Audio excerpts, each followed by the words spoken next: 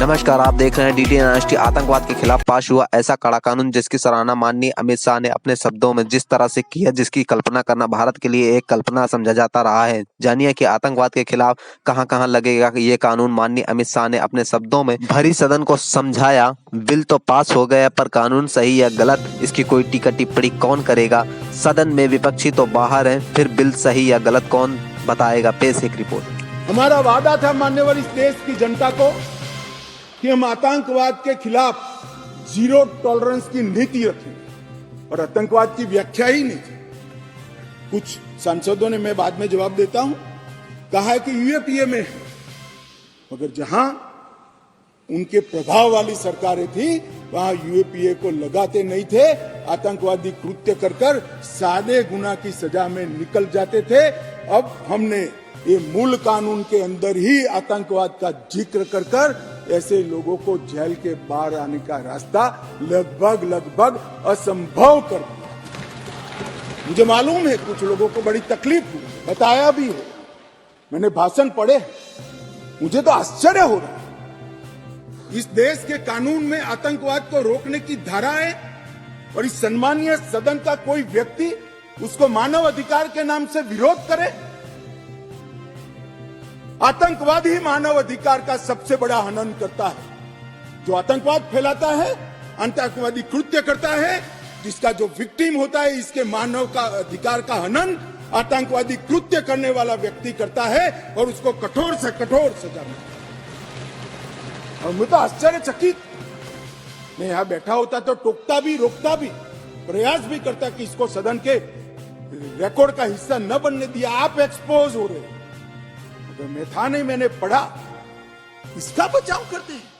किस जमाने में जी रहे? अंग्रेजों का शासन नहीं है, कांग्रेस का शासन नहीं है, ये भारतीय जनता पार्टी और नरेंद्र मोदी का शासन।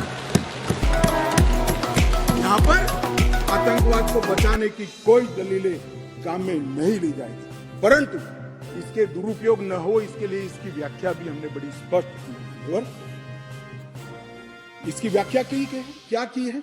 जो कोई भारत की एकता, अखंडता, संप्रभुता, सुरक्षा और आर्थिक सुरक्षा की प्रभुता को खतरे में डालता है और किसी भी वर्ग में आतंक फैलाने का प्रयास करता है, आइदर और साइड से, उसको आतंकवादी घटना कहा जाएगा।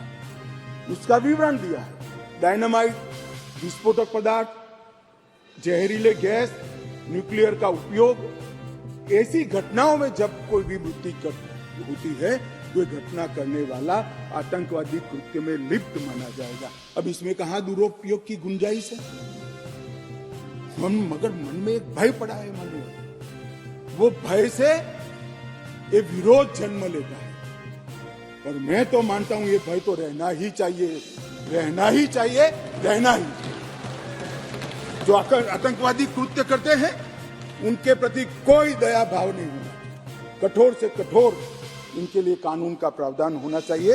और ये नरेंद्र मोदी सरकार का उचित ही निर्णय है कि आतंकवाद के लिए ये कानून में हमने जगह दी है। इसके बाद भारत सरकार, किसी राज्य सरकार, विदेश की सरकार, अंतर्राष्ट्रीय सरकारी संगठन के सुरक्षा को बाधित करने वाले कृत्य भी आतंकवादी माने जाएंगे। माने, और मैं नहीं मानता इसमें कहीं पर भी कोई गुंजाइश बची है कि इसका दुरुपयोग है। और मैं सदन को आश्वस्त करना, कानून तो लिखी हुई चीज है, इसका अमल करते वक्त अगर कोई इसका दुरुपयोग करता है, यहां तक हमारी सरकार का सवाल है साहब, हम उसको रोकेंगे भी और उसको नसीहत भी करेंगे, सजा भी देंगे।